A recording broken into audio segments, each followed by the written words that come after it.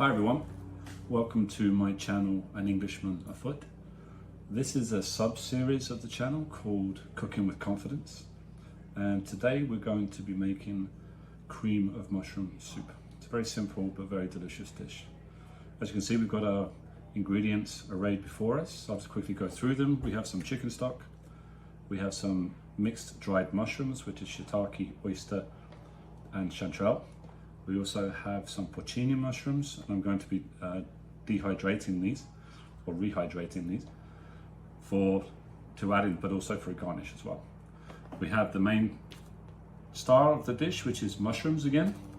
We have some butter, we have some Pecorino Romano, some cream, some garlic. We won't be using all that garlic, don't worry.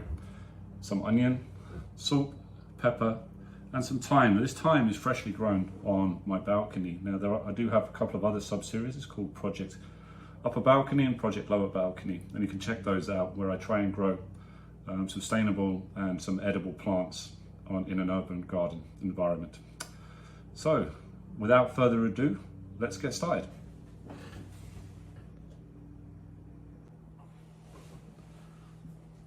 All right. So for the purposes of these videos, I'm going to be taking a mise en place approach.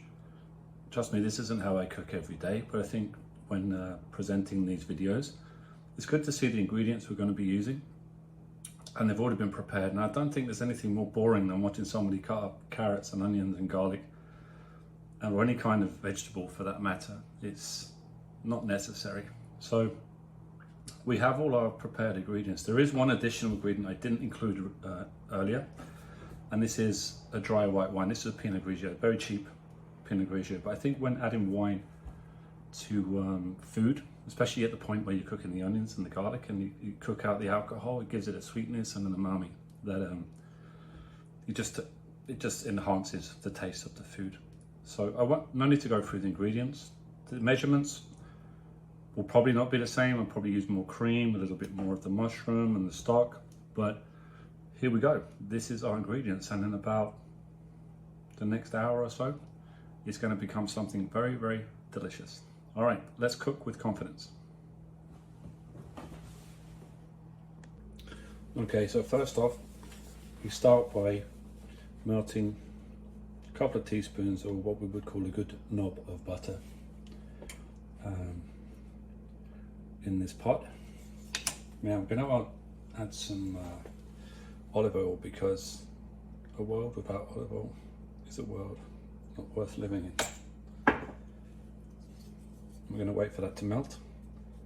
I'm not going to bore you with the intricacies of its melting, but we'll move on to the next part. Next we add in our onions. Make sure they all get in there, nothing gets left behind.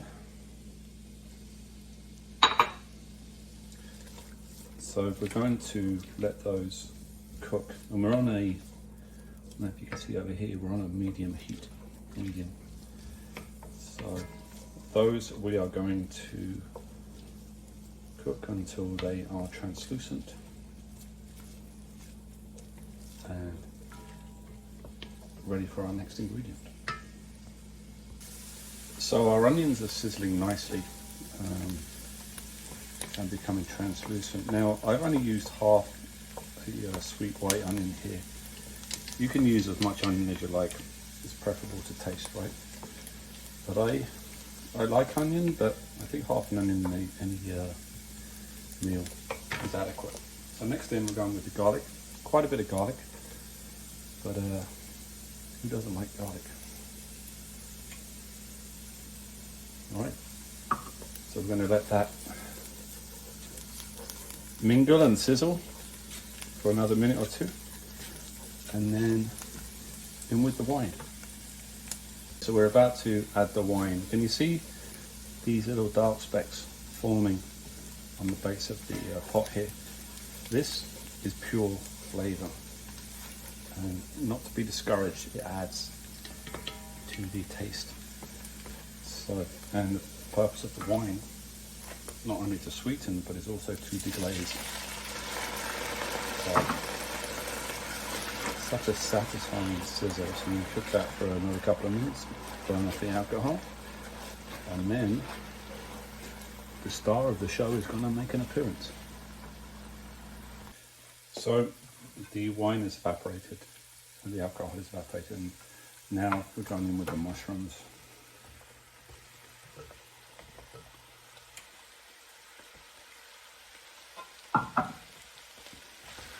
Now it's important to try and coat as much as you can the sauce with these, but these are going to wilt and release their own water and their juice and their flavour into the dish. That's going to take probably about 10 or 15 minutes. So I'm just going to go off and watch an episode of Ted Lasso or something while that does that.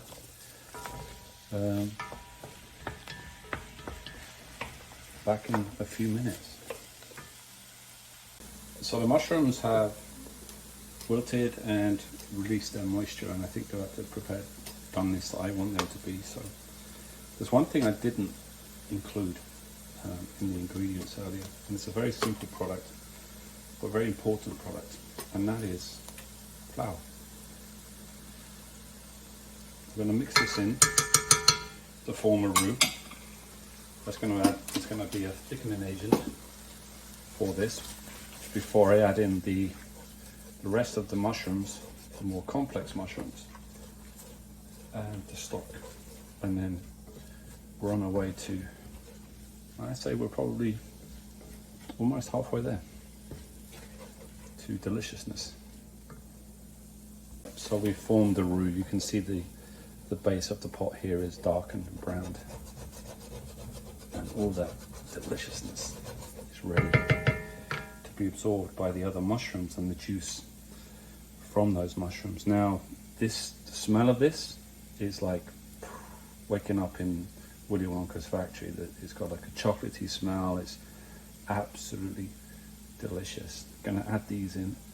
Like I said, I've kept some by for garnish, but these these in will be that umami again.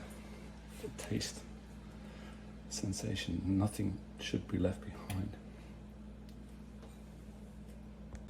So as you can see, the roux has thickened, and you've got this lovely gloopy. Look at it.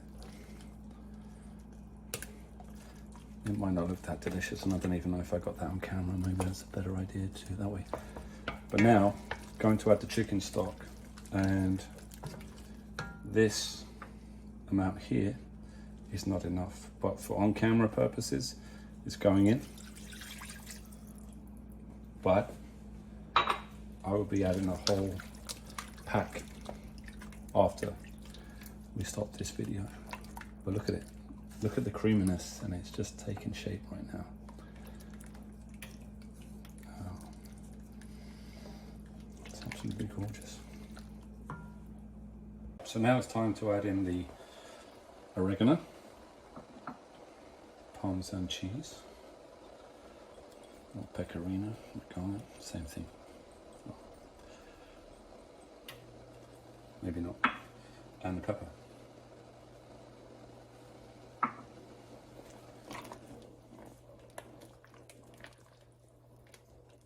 I'm going to let that simmer for about another 10 minutes, and then I'm not adding any salt because the pecorino is salty. The chicken broth is also salty, so I don't think it needs any additional salt. However, that's judged by taste. That's just my estimation. Do what you like.